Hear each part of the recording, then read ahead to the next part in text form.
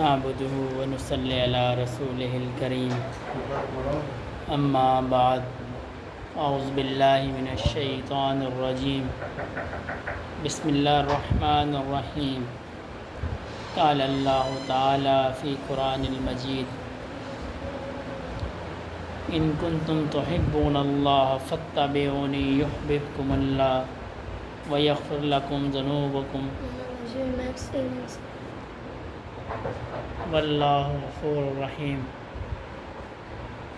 وقال النبی صلی اللہ علیہ وسلم المرء مع من احب او کما قال علیہ الصلاۃ والسلام۔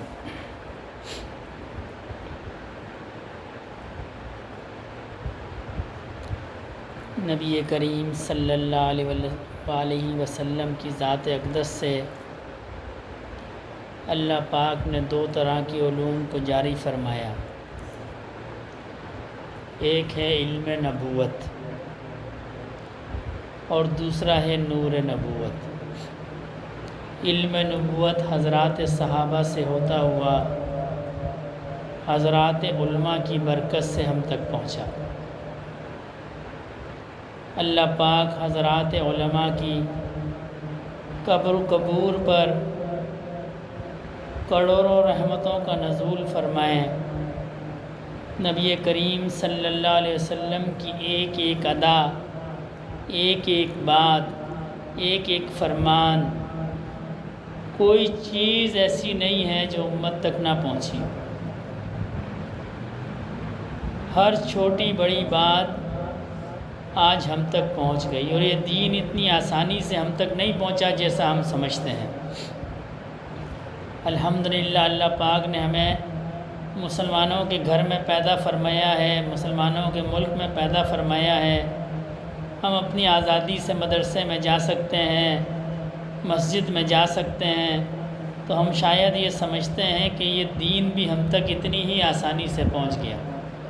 یہ دین ہم تک اتنی آسانی سے نہیں پہنچا ہے، اس کے لیے اللہ والوں نے، اہل علم نے مشقتیں برداشت کی ہیں، قربانیاں برداشت کی ہیں، پھر جا کے یہ ہم تک پہنچا۔ حضرت عمر رضی اللہ تعالیٰ عنہ کے دور حکومت میں ایک شخص شام سے تشریف لائے، نوجوان، عرض کی کہ خلیفۃ الرسول، ایک حدیث مبارکہ آپ نے نبی کریم صلی اللہ علیہ وسلم سے سنی ہے، میں اس حدیث کا علم حاصل کرنے کے لیے آپ کے پاس آیا ہوں۔ آپ نے فرمایا تمہیں گھر سے یہاں تک آنے میں کتنا عرصہ لگا؟ اس نوجوان نے عرض کی کہ حضرت مجھے 7 دن یعنی ہفتے سے زیادہ لگ گیا، 1 ہفتہ میں نے سفر کیا ہے یہاں تک پہنچنے میں۔ تو حضرت نے فرمایا تمہیں اس کے علاوہ بھی مدینے میں کوئی کام تھا؟ اس نے عرض کی نہیں، مجھے اس کے علاوہ مدینے میں کوئی کام نہیں تھا، میں صرف اس حدیث رسول کو سیکھنے کے لیے آپ کی خدمت میں حاضر ہوا ہوں۔ حضرت عمر رضی اللہ تعالیٰ عنہ اس نوجوان کو مسجد نبوی لے کر گئے، حضرات صحابہ سے تعارف کروایا، فرمایا جس نے جنتی کو دیکھنا ہو وہ اس کو دیکھو۔ ایسی محنت کی ہے لوگوں نے، ایسی محنت کی ہے ہمارے اکابرین نے، پھر جا کے یہ دین ہم تک پہنچا ہے، یہ ایسے نہیں پہنچ گیا ہے ہم تک۔ امام بخاری رحمۃ اللہ علیہ کے حالات میں آتا ہے، ماں نے گھر سے بھیجا علم حاصل کرنے کے لیے، اور کچھ رقم جو ہے وہ آپ کی قمیض میں ڈال دی، جیب میں ڈال دی کہ دیار غیر میں جانا ہوگا، کچھ پیسے ساتھ ہونے چاہیے۔ آپ چھوٹے تھے، کشتی میں سوار ہوئے تو ایک شخص آپ کے ساتھ لگ گیا، گفتگو کی، گفتگو میں اس نے معلوم کر لیا کہ آپ کے پاس پیسے ہیں۔ تھوڑی دیر کے بعد اس نے کشتی میں شور مچا دیا کہ جی میری اتنی رقم غائب ہو گئی ہے، جتنی رقم امام بخاری رحمۃ اللہ علیہ کو ان کی والدہ نے دی تھی، اس نے اتنی رقم کا شور مچا دیا کہ جی میری اتنی رقم گم ہو گئی ہے۔ اب جو کشتی والے تھے انہوں نے پوری کشتی کا جو مسافر تھے ان کی تلاشی لی، لیکن وہ رقم کسی سے نہیں نکلی۔ جب وہ رقم نہیں نکلی تو پھر انہوں نے الزام لگانے والے کو لعنت ملامت کی کہ بھئی تم نے کیسا الزام لگایا ہے، رقم تو غائب نہیں ہوئی ہے۔ اب یہ شخص خاموش ہو کے بیٹھ گیا۔ تھوڑی دیر کے بعد امام بخاری سے کہنے لگا کہ برخوردار تمہارے پاس تو اتنے پیسے تھے، وہ کہاں گئے؟ تو آپ نے فرمایا کہ بھائی پیسے تو میرے پاس تھے، لیکن جب تم نے یہ شور مچایا کہ میری اتنی رقم چوری ہو گئی تو میں نے اس کو سمندر کے اندر پھینک دیا، دریا کے اندر پھینک دیا۔ اس لیے پھینک دیا کہ میری ماں نے مجھے حدیث کا علم حاصل کرنے کے لیے بھیجا ہے، کل جب بعد والے لوگ آئیں گے تو پھر یہ بات بھی آئے گی کہ امام بخاری نے بچپن میں چوری کی تھی، اور اگر کوئی کہے گا نہیں یہ الزام جھوٹا تھا تو یہ کہا جائے گا نہیں ان پہ الزام تو لگا تھا، لہٰذا یہ مستند نہیں ہے، میں نے حدیث کے علم کی خاطر جو ہے اس رقم کو پھینک دیا۔ اب آپ اندازہ لگائیں، یہ شہر کراچی ہے، آج ہمارے پاس موبائل ہیں، کمیونیکیشن ہے، ہم ذرا سا ادھر ادھر جاتے ہیں، فون آ جاتے ہیں، پیسے منگوا لو، ایزی پیسہ آ جائے، فلاں طریقہ ہے فلاں طریقہ ہے۔ اس زمانے کے اندر جب کوئی طریقہ بھی نہیں تھا، یہ کتنی بڑی قربانی ہے، تو یہ دین ہمارے پاس قربانیوں سے پہنچا ہے۔ امام بخاری رحمۃ اللہ علیہ کے حالات میں میں نے پڑھا کہ جب آپ درس دیا کرتے تھے تو بادشاہ کو یہ درس پسند نہیں آیا، اس نے حکم دیا کہ میرے شہر کو چھوڑ دو، تو آپ کے ساتھ ایک خادم تھا، آپ نے اس شہر کو چھوڑا اور دوسرے شہر میں بس گئے، غالباً نیشا پور کو چھوڑا اور سمرقند چلے گئے۔ سال یا 1.5 سال آپ وہاں رہے، وہاں کے حاکم کو بھی پسند نہیں آیا کہ آپ حدیث کی تعلیم دیں، اس نے کہا جی آپ میرا شہر بھی چھوڑ دیں۔ آپ بخارا چلے گئے، بخارا میں قدم رکھے تو وہاں کے حاکم نے کہا کہ آپ کو یہاں ٹھہرنے کی اجازت نہیں ہے۔ یکم شوال تھی، یعنی عید کی رات تھی، اس نے کہا آپ ابھی میرے شہر کو چھوڑ دیں، چاند رات جس کو ہم کہتے ہیں، ابھی شہر کو چھوڑ دیں۔ آپ کے ساتھ ایک خادم تھے، اس نے کہا جی کتابیں تو اٹھانے دے دو، تو سرکاری جو ہرکارے تھے انہوں نے کہا نہیں جی کتابیں اٹھانے کی بھی اجازت نہیں ہے، آپ کو گھر سے باہر نکال دیا، آپ سڑک پہ بیٹھ گئے۔ آپ کے جو خادم تھے، جو ساتھی تھے، انہوں نے آپ کو کندھے سے سہارا دیا کہ ہم آپ کو آپ کی سواری تک لے جائیں۔ آپ نے فرمایا مجھے تھوڑی دیر چھوڑ دو، وہیں بیٹھے، لیٹ گئے اور پھر وہیں فوت ہو گئے۔ یہ علم کے سب سے بڑے امام تھے۔ قرآن کریم کے بعد اہل سنت والجماعت کے نزدیک جس کتاب کو سب سے زیادہ مستند سمجھا جاتا ہے صحیح بخاری، وہ حضرت کی لکھی ہوئی تھی، اور دنیا میں یہ معاملہ ہوا کہ اپنے گھر میں بھی فوت نہیں ہوئے، سڑک کے اوپر فوت ہوئے، اور غربت کی حالت میں فوت ہوئے، اور چاند رات کو یعنی عید کی رات کو فوت ہوئے۔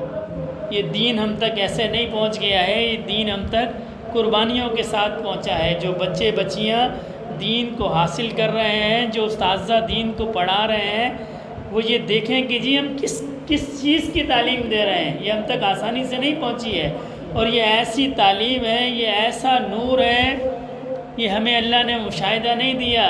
جن لوگوں کے پاس نبی کریم صلی اللہ علیہ وسلم کا دوسرا شعبہ یعنی نور نبوت پہنچا ہے، وہ جانتے ہیں۔ ہمارے یہاں خانقاہ شریف میں مفتی غلام مصطفیٰ صاحب لیاقت پور علیہ رحمۃ اللہ علیہ تشریف لایا کرتے تھے۔ ایک دفعہ وعظ میں فرمانے لگے کہ میں حضرت درخواستی کا شاگرد تھا۔ فرمایا ایک بار طلبہ نے حضرت درخواستی سے کوئی حدیث مبارکہ پوچھی تو حضرت نے فرمایا جی میرے علم میں نہیں ہے، میں تحقیق کرنے کے بعد آپ کو جواب دوں گا۔ اگلے دن اس طلبہ نے پھر پکڑ لیا کہ حضرت وہ آپ نے حدیث کا سبق نہیں دیا، تو حضرت نے فرمایا بھائی مجھے مصروفیت رہی تھی، میں آپ کو انشاءاللہ کل جواب دے دوں گا۔ اگلے دن طلبہ نے جب پھر پوچھا تو حضرت نے سر کو نیچے جھکایا اور مراقبے کی حالت میں چلے گئے، سر اٹھا کے اور اس حدیث کی شرح بھی بیان کی اور اس کی تفصیل بھی بیان کی اور سارا سبق پڑھا دیا۔ تو حضرت مفتی صاحب فرماتے ہیں کہ ہم نے حضرت درخواستی سے عرض کی کہ حضرت آپ نے تو فرمایا تھا کہ آپ سوچ کے اور پڑھ کے جواب دیں گے، یہ تو آپ نے سو کے جواب دے دیا۔ تو حضرت درخواستی رحمۃ اللہ علیہ نے فرمایا کہ میں نبی کریم صلی اللہ علیہ وسلم کی ذات اقدس کی طرف متوجہ ہوا اور وہاں سے میں نے اس علم کو حاصل کیا۔ حضرت مفتی غلام مصطفیٰ صاحب رحمۃ اللہ علیہ فرمایا کرتے تھے کہ حضرت درخواستی رحمۃ اللہ علیہ جب حدیث کا درس دیا کرتے تھے حضرت نے فرمایا میں تحدیث نعمت کے طور پہ آپ کو بتاتا ہوں کہ جب حضرت درخواستی رحمۃ اللہ علیہ حدیث مبارکہ کا درس دیتے تھے تو ان کی زبان سے نور نکلا کرتا تھا۔ حضرت مفتی غلام مصطفیٰ صاحب رحمۃ اللہ علیہ فرماتے ہیں میں اپنی آنکھوں سے اس نور کا مشاہدہ کرتا ہوں۔ یہ معمولی علم نہیں ہے، یہ بڑا فضیلت والا علم ہے، یہ بڑا عظمت والا علم ہے۔ ایک استاد کو اکثر پڑھایا کرتے تھے تو بچوں سے کہتے تھے بھئی یہ بڑا قیمتی علم ہے، یہ بڑا قدر و قیمت والا علم ہے۔ تو ایک دن ایک شاگرد کی جو ہے چپل ٹوٹ گئی، وہ موچی کے پاس گیا، کہنے لگا جی چپل بنا دو۔ اس نے کہا کہ پیسے ہیں؟ کہنے لگے نہیں جی پیسے نہیں ہیں، لیکن میرے پاس اس قرآن کا علم ہے، حدیث کا علم ہے، فقہ کا علم ہے۔ اس نے کہا جی یہ اس کی کوئی اہمیت نہیں ہے، کوئی قیمت نہیں ہے، آپ مجھے قیمت دو گے، پیسہ دو گے تو میں چپل کو بناؤں گا۔ شاگرد واپس آ گیا۔ اب جب استاد جی نے سبق کے اندر دوبارہ کبھی یہ ذکر کیا کہ یہ بہت قیمتی علم ہے، تو اس شاگرد نے کہا حضرت آپ تو فرماتے تھے بڑا قیمتی علم ہے، اس سے تو موچی نے چپل بھی نہیں بنائی، اس سے تو چپل بھی نہیں بنی۔ تو حضرت خاموش ہو گئے۔ اس طالب علم سے کہا کہ میرے حجرے میں آنا۔ اس کو اپنے حجرے میں بلایا، اس کو ایک قیمتی پتھر دیا، موتی۔ اس سے کہنے لگے یہ موتی لے جاؤ اور اسی چپل بنانے والے موچی کے پاس لے جاؤ اور اس سے دوبارہ چپل بنوانے کا مطالبہ کرو، اور جب وہ کہے کہ جی پیسے ہیں، آپ اس سے کہنا پیسے نہیں ہیں، یہ میرے پاس موتی ہے، یہ موتی آپ لے لیں، پھر وہ جو جواب دے مجھے آ کے بتانا۔ تو وہ طالب علم چلا گیا، جا کے موچی سے کہنے لگا میری چپل بنا دو۔ اس نے کہا تمہارے پاس رقم ہے؟ کہنے لگا رقم تو نہیں ہے، یہ پتھر ہے میرے پاس۔ اس نے کہا میں پتھر کا کیا کروں گا، میرے کسی کام کا پتھر نہیں ہے یہ، مجھے تو پیسے چاہیے، مجھے تو رقم چاہیے۔ وہ واپس آ گیا شاگرد اور اپنے استاد جی سے یہ واقعہ بیان کیا۔ تو استاد جی فرمانے لگے کہ بیٹا تم غلط بازار میں گئے تھے، تم غلط بازار میں گئے تھے، اب تم ایسا کرو تم اس پتھر کو لے کے کسی سنار کے پاس چلے جاؤ۔ وہ پتھر کو سنار کے پاس لے گیا، سنار نے اس کو دیکھا، پرکھا، کہنے لگا یہ بہت قیمتی پتھر ہے، اس کی تو لاکھوں کی مالیت ہے، یہ معمولی پتھر نہیں ہے، یہ تو اتنی قیمت کا پتھر ہے۔ واپس آ گیا۔ استاد جی کہنے لگے یہ غلط بازار میں تم گئے تھے اس لیے قیمت نہیں لگی، صحیح بازار میں یہ لاکھوں کا ہے۔ آج ہم پڑھتے بھی ہیں، پڑھاتے بھی ہیں، اور لوگ سمجھتے ہیں کہ شاید یہ پاگل ہیں، یہ کس کام میں لگ گئے ہیں۔ یہ جب آنکھ بند ہوگی، حشر کا میدان ہوگا، جب سب پھنسے ہوئے ہوں گے، اللہ پاک حافظ سے کہیں گے کہ تیرا کوئی دوست ہے، تیرا کوئی رشتہ دار ہے، تیرا کوئی جاننے والا ہے جو جہنم کی طرف چلا گیا۔ وہ دیکھے گا اس کا کوئی دوست ہوگا، کوئی رشتہ دار ہوگا، وہ دنیا کا ساتھی جو دنیا میں اس کو تانے دیتا تھا کہ تم یہ کیا علم حاصل کرتے ہو، اس کی کیا اہمیت ہے، وہاں جب وہ پھنسے گا تو وہ اس سے کہے گا جی مجھے بچا لو۔ اور حدیث شریف کے اندر آتا ہے کہ حافظ جو ہے جب وہ سفارش کرے گا اللہ اس کی سفارش کو قبول کریں گے۔ ایسے لوگوں کے حق میں کہ جن پہ اللہ خود حکم فرما چکے ہوں گے اس کو جہنم کے اندر لے جاؤ، وہ حافظ کھڑا ہوگا، کہے گا یا اللہ یہ میرا دنیا میں دوست تھا، میرا بھائی تھا، میرا رشتہ دار تھا، میرا جاننے والا تھا، اس کو آپ معاف فرما دیں۔ اللہ فرمائیں گے جاؤ میں نے تمہیں معاف کر دی۔ یہ معمولی علم نہیں ہے۔ جو شخص اللہ کے قرآن کا علم حاصل کرتا ہے، اس پہ عمل کرتا ہے، قیامت کے دن 70 ایسے افراد کو جنت میں لے کے جائے گا جن کا اعمال نامہ ان کو ڈبو دے گا، جو جن پہ اللہ پاک حکم فرما دیں گے اس کو جہنم میں داخل کر دو۔ وہ اللہ والا کھڑا ہوگا، وہ عالم کھڑا ہوگا، وہ کہے گا یا اللہ یہ دنیا میں میرا خادم تھا، یہ دنیا میں میرا دوست تھا، یہ دنیا میں میرا رشتہ دار تھا، آپ اس کو معاف فرما دیں۔ اللہ فرمائیں گے میں نے اس کو معاف فرما دیا۔ آج ہم دین کو مذاق سمجھتے ہیں، ہم سمجھتے ہیں کہ اس کی کوئی اہمیت نہیں ہے، حالانکہ یہ تو ایسا علم ہے، یہ دنیا کے جو علوم ہیں یہ اصل میں فن ہے، یہ علوم نہیں ہے، یہ فنون ہے، اور ان کی عمر کتنی ہے جتنی انسان کی زندگی ہے۔ اگر کسی کی 50 سال زندگی ہے تو اس نے جو فن سیکھا ہے وہ 50 سال اس کے کام آئے گا۔ کسی کی 80 سال زندگی ہے تو فن جو اس نے سیکھا ہے وہ 80 سال اس کے کام آئے گا۔ کسی کی 100 سال ہے تو 100 سال کام آئے گا۔ لیکن یہ جو اللہ کے قرآن کا علم ہے، یہ جو نبی کریم صلی اللہ علیہ وسلم کی احادیث کا علم ہے، یہ کتنا کام آئے گا؟ امام بخاری امام غزالی رحمۃ اللہ علیہ فرماتے ہیں کہ زمین اور آسمان کو رائی کے دانوں سے بھر دیا جائے. یہ رائی بڑا چھوٹا سا ایک دانہ ہے دنیا کے اندر. رائی کے دانوں سے بھر دیا جائے. 1000 سال کے بعد ایک پرندہ آئے اور اپنی چونچ میں ایک دانے کو اٹھائے اور چلا جائے. ایک وقت ایسا آئے گا کہ زمین آسمان کے خلا کے درمیان یہ دانے ختم ہو جائیں گے، لیکن وہ زندگی ختم نہیں ہوگی جس میں قرآن کا یہ علم نفع دے گا. یہ معمولی علم نہیں ہے جو ہمارے بچے بچیاں مدارس میں پڑھتے ہیں. لوگ سمجھتے ہیں کہ یہ بیوقوف ہیں. بہت سارے ساتھی دوست ایسے ہوتے ہیں جو یہ سمجھتے ہیں کہ یہ دنیا کی تعلیم حاصل نہیں کر سکا اس لیے مدرسے میں پڑھ رہا ہے. ان نادانوں کو یہ نہیں پتہ کہ اللہ نے اس کو اور اس کے والدین کو اور اس کے سرپرستوں کو یہ فراست دی ہے، یہ توفیق دی ہے کہ وہ اس کی دائمی زندگی کا انتظام کر رہے ہیں. دنیا کا علم ہے، بچہ اسکول جاتا ہے پریشانی ہوتی ہے کہ جی کیا معاملہ بنے گا. اور جب جو بچہ اللہ کے قرآن کو سیکھنے کے لیے، نبی کریم صلی اللہ علیہ وسلم کے دین کو سیکھنے کے لیے گھر سے باہر نکلتا ہے، فرشتے اپنے پروں کو بچھا دیتے ہیں کہ یہ زمین پہ نہیں چلے گا، یہ ہمارے پروں پہ چل کے جائے گا. یہ معمولی بات نہیں ہے، یہ اللہ کے قرآن کا علم ہے.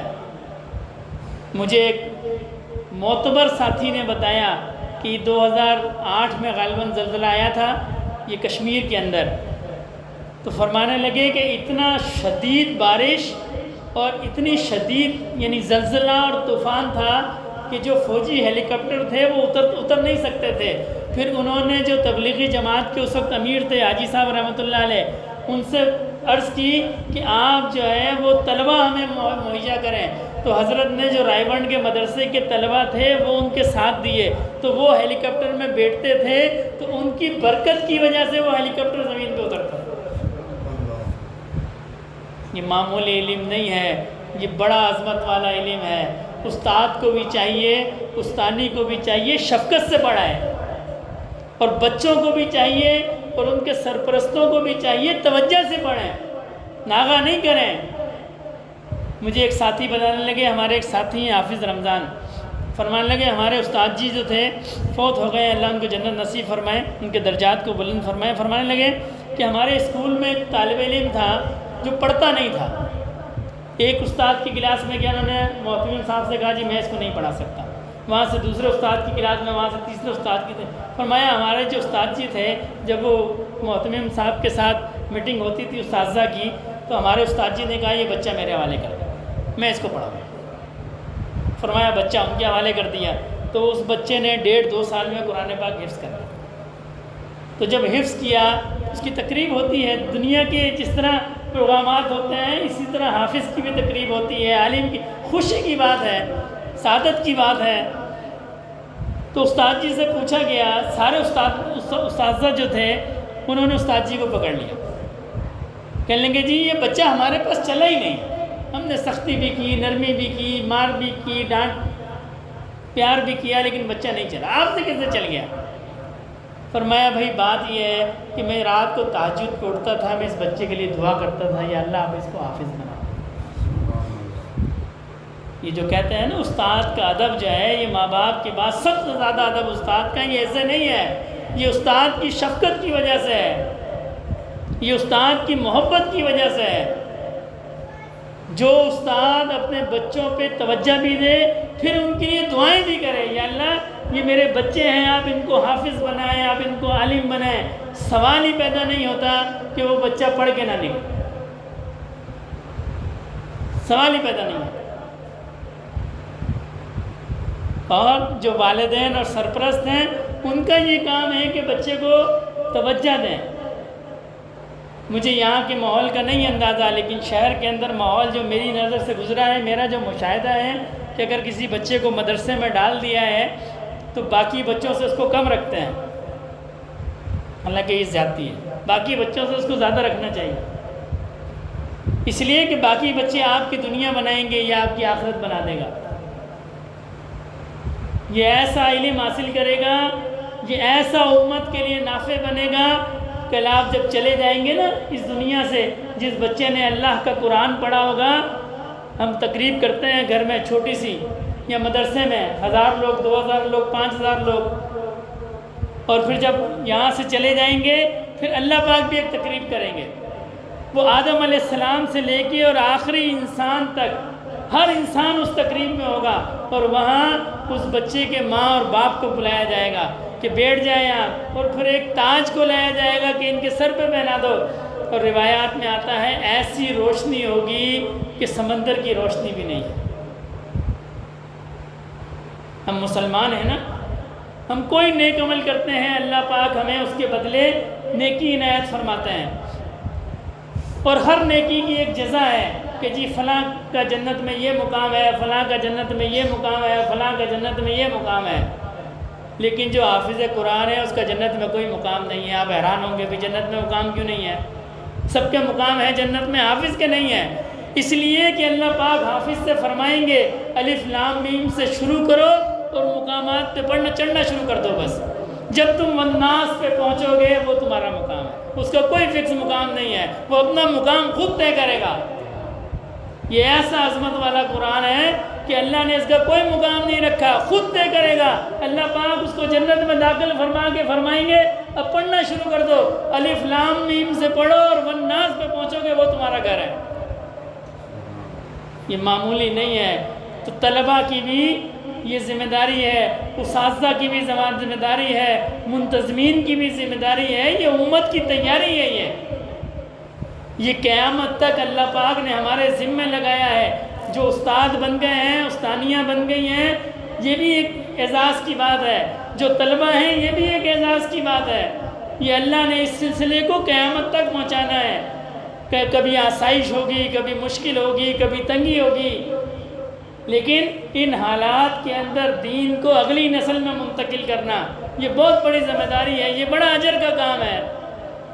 دیکھیں جب انسان مر جاتا ہے اللہ پاک اس کے اعمال نامے کو بند کر دیتا ہے۔ ٹھیک ہے، اب قیامت کے دن کھلے گا، جو کیا اچھا کیا، برا کیا، خراب کیا، صحیح کیا، کب اٹھے گا؟ قیامت کے دن۔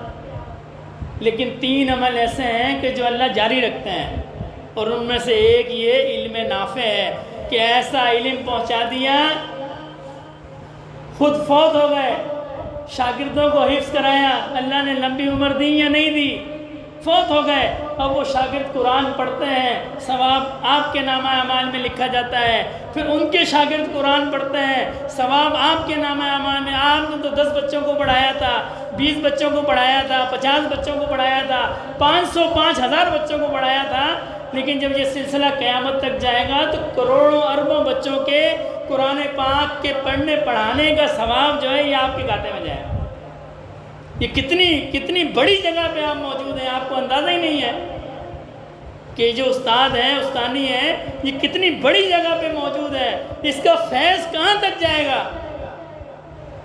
اور فیض اس وقت جاتا ہے جب بندہ ادب کرتا ہے، جب بندہ ادب نہیں کرتا نا پھر فیض بند ہو جاتا ہے۔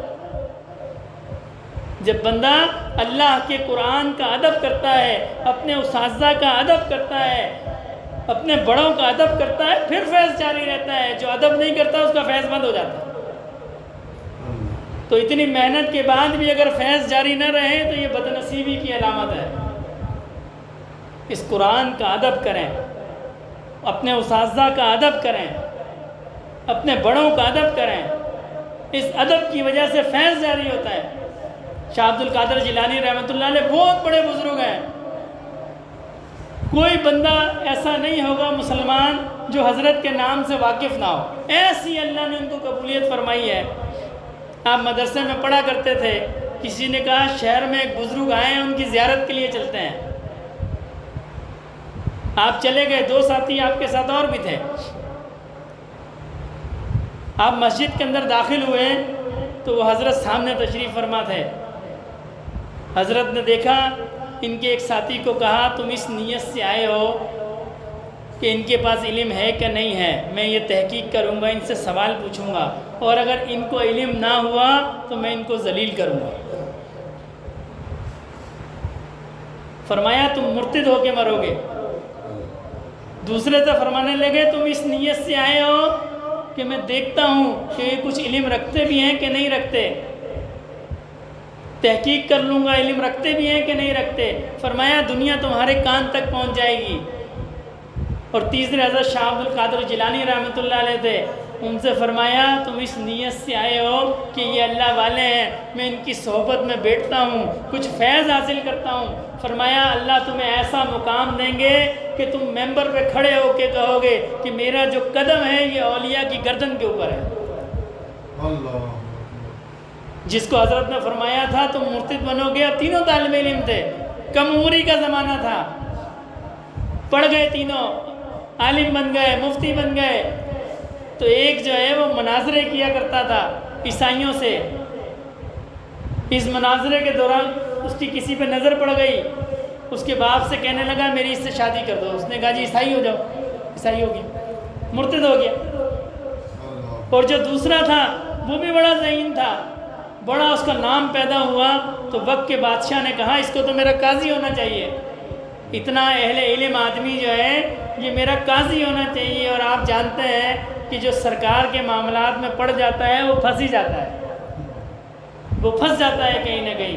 تو وہ وقت کا قاضی بن گیا, دنیا اس کے کان تک پہنچ گئی. اور حضرت شاہ عبد القادر جیلانی رحمۃ اللہ علیہ, یہ میں بات کر رہا ہوں ادب کی, جب علم سے فراغت ہوئی تو پھر دل میں خیال آیا, جیسا میں نے پہلے عرض کیا کہ نبی کریم صلی اللہ علیہ وسلم سے دو نور نکلے نا, علم نبوت اور نور نبوت. تو دل میں خیال آیا علم نبوت تو حاصل کر لیا ہے, اب نور نبوت کو حاصل کر لوں. تو نکل گئے کہیں کسی سے, کسی بزرگ سے بیعت ہونے کے لیے. رستے میں ایک شخص ملا, ساتھ کہنے لگا کہاں جا رہے ہو؟ کہنے لگے جی کسی سے بیعت ہونے کے لیے, اپنے دل کو کھولنے کے لیے, اپنے دل کو نبی کریم صلی اللہ علیہ وسلم کے نور سے بھرنے کے لیے, نور نبوت کو بھرنے کے لیے دل میں جا رہا ہوں. یہ انسان کا دل جو ہے یہ اللہ نے خالی بنایا ہے, اس میں یا تو نور نبوت ہوگا یا شیطان راکھ بھر دے گا. اب یہ فیصلہ ہم نے کرنا ہے کہ ہم نے اس میں نور نبوت رکھنا ہے یا اس میں شیطان کی بھری ہوئی راکھ کو رکھنا ہے. تو عرض کی کہ فرمانے لگے کہ میں کسی اللہ والے کی تلاش میں ہوں. اب حدیث مبارکہ کا مفہوم ہے جب تم دو بھائی سفر کرو تو ایک کو امیر بنا لو. تو حضرت نے فرمایا بھائی ہم دو سفر کرنا ہے, آپ امیر بن جائیں, یہ سعادت ہمیں حاصل ہو جائے گی, یہ حکم پورا ہو جائے گا. اب ان کو امیر بنا دیا. اب سفر میں جا رہے ہیں, جب امیر بنا دیا, اس زمانے میں سفر خچروں پہ اور اونٹوں پہ ہوا کرتا تھا. تو انہوں نے کہا بھئی میں تمہارا امیر ہوں, تم اطاعت کرو گے؟ جی ضرور کروں گا. اچھا جی, یہ اس درخت کے نیچے بیٹھ جاؤ. ایک درخت کے نیچے بٹھا دی, خود چلے گئے. 1 سال کے بعد واپس آئے, دیکھا درخت کے نیچے بیٹھے ہیں. کہا تم گئے نہیں؟ کہنے لگے نہیں کہیں نہیں, کہ آپ بٹھا کے گئے تھے, جب مجھے کوئی ضرورت پیش آتی تھی تو میں قضاء حاجت کے لیے چلا جاتا تھا, کھانا ہوتا تھا تو درخت کے پتے کھا لیتا تھا, گیا میں کہیں نہیں. فرمایا اچھا اٹھو دوسرے درخت کے نیچے چلے جاؤ. اٹھا کے دوسرے درخت کے نیچے بٹھا دیا. پھر سال بعد آئے تیسرے درخت کے, 3 سال کے بعد آئے تو دیکھا حضرت وہیں بیٹھے ہیں. فرمایا میں خضر ہوں, مجھے اللہ نے تمہاری اصلاح کے لیے بھیجا تھا. پھر ان کو اپنے سینے سے لگایا اور نور نبوت کو منتقل کیا. پھر اللہ پاک نے حضرت کا ایسا فیض جاری فرمایا. ایک بار مسجد میں بیان فرما رہے تھے, ممبر پہ کھڑے ہوئے اور فرمایا کہ میرا جو قدم ہے یہ اولیاء کی گردن کے اوپر ہے. یہ ادب کی وجہ سے ہے. وہ ہمارا اردو کا ایک محاورہ ہے, با ادب با نصیب, بے ادب بے نصیب. جب تک بندہ ادب نہیں کرتا اس کو مقام حاصل نہیں ہوتا. نبی کریم صلی اللہ علیہ وسلم نے جب حجۃ الوداع کے اندر خطبہ بیان فرمایا تو کم و بیش 1 لاکھ صحابہ کرام تھے, 1 لاکھ سے زیادہ. آپ نے فرمایا یہ کون سا دن ہے؟ سب صحابہ کرام جانتے تھے کہ کون سا دن ہے. پھر آپ نے فرمایا یہ کون سی جگہ ہے؟ سب صحابہ کرام جانتے تھے یہ کون سی جگہ ہے, لیکن کسی ایک نے بھی جواب نہیں دیا. خاموشی سے حضرت نبی کریم صلی اللہ علیہ وسلم کی زبان مبارکہ کی طرف ہمتن گوش رہے کہ جی حضرت کیا فرماتے ہیں. ایسا ادب کیا حضرات صحابہ نے, آج قیامت تک اللہ نے ان کے نام کو جاری کر دیا. جو ادب نہیں کرتا اللہ اس سے فیض کو بند کر دیتے ہیں.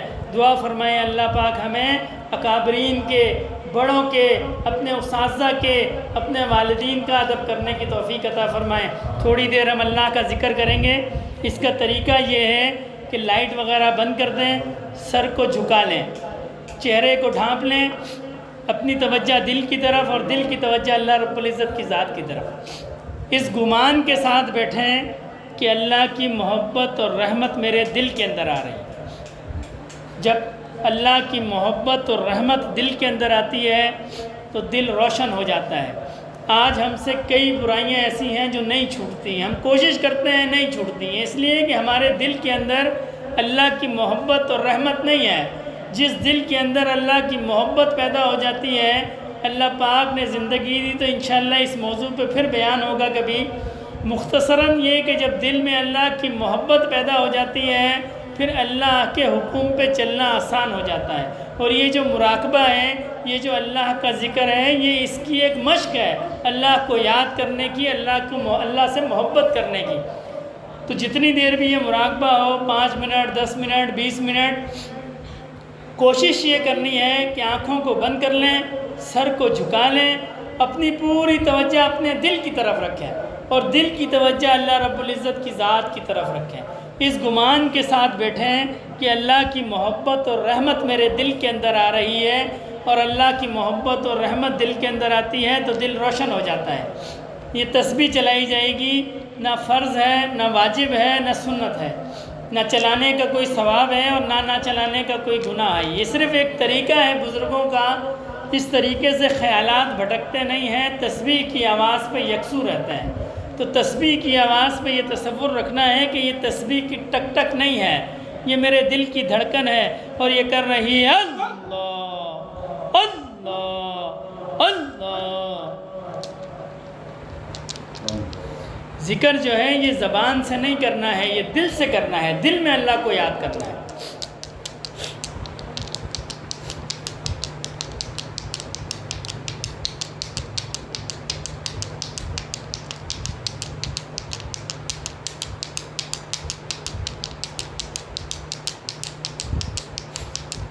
انما المؤمنون الذين اذا ذكر الله وجلت قلوبهم وَإِذَا تُلِيَتْ عَلَيْهِمْ آيَاتُهُ زَادَتْهُمْ إِيمَانًا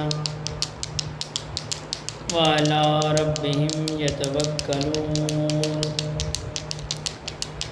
الَّذِينَ يُقِيمُونَ الصَّلَاةَ وَمِمَّا رَزَقْنَاهُمْ يُنْفِقُونَ۔ اللہ اللہ اللہ۔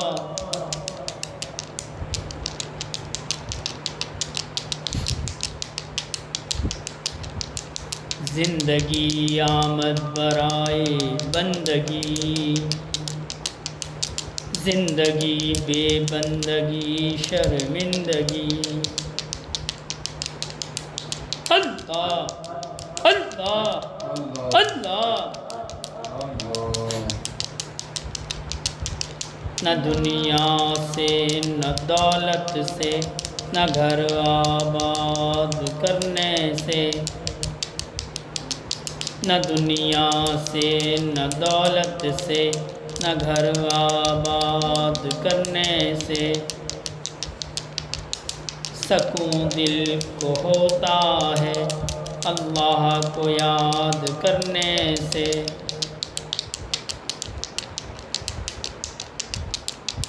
ذکر حق آمد غذائے روح را، ذکر حق مرہم دل مجروح را۔ اللہ اللہ اللہ۔ ذکر گو تا تیرا جانست، پاکی دل سے ذکر رحمانست۔ مومنا ذکر خدا بسیار گو، مومنا ذکر خدا بسیار گو، تاب آبی درد و عالم آگرو۔ اللہ اللہ اللہ۔ عزیزو دوستو یارو یہ دنیا دار فانی ہے، عزیزو دوستو یارو یہ دنیا دار فانی ہے، جی اپنا مت لگاؤ تو لحد میں جا بنانی ہے، آئے تم بندگی کرنے پھنسے لذات دنیا میں، ہوئی اندھی عقل تیری کیسی نادانی ہے، گناہوں میں نہ کر برباد عمر اپنی تو توبہ کر، گناہوں میں نہ کر برباد عمر اپنی تو توبہ کر، کہاں ہیں باپ دادا سب کہ جن کی تو نشانی ہے، نہ کر بل اپنی طاقت پر نہ دولت پر نہ حشمت پر، کہ دنیا کی ہر ایک چیز تجھ کو چھوڑ جانی ہے، تو نیکی کر نمازیں پڑھ اللہ کو یاد کر ہر دم، کہ آخر میں تیری نیکی ہی تیرے کام آنی ہے، اللہ اللہ اللہ اللہ۔ اللہ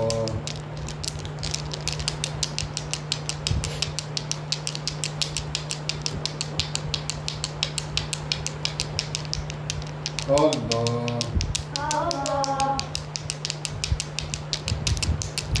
اللہ اللہ اللہ اللہ اللہ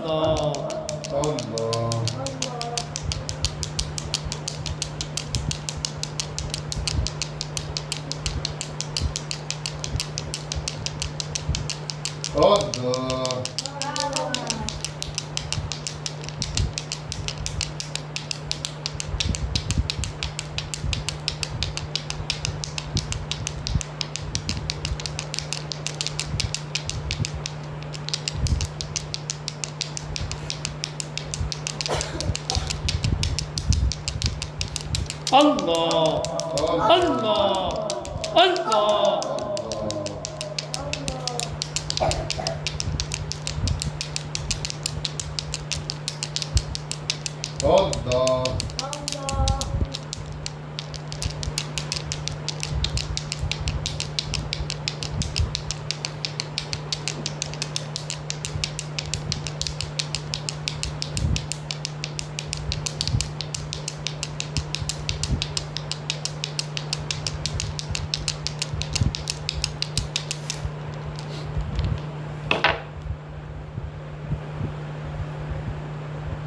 اللہ۔ اللہ اللہ اللہ۔ قلب کے اندر دھیان جما کر اللہ اللہ اللہ کر، ہر دم عشق کی آگ لگا کر اللہ اللہ اللہ کر،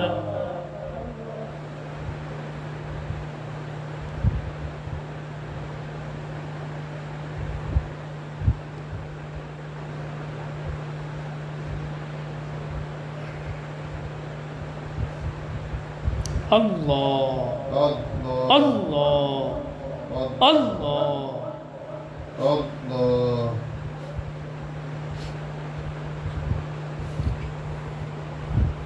دعائے خیر۔ الحمدللہ رب العالمین الرحمن الرحیم مالک یوم الدین، ایاک نعبد و ایاک نستعین، اہدنا الصراط المستقیم صراط الذین انعمت علیہم غیر المغضوب علیہم ولا الضالین۔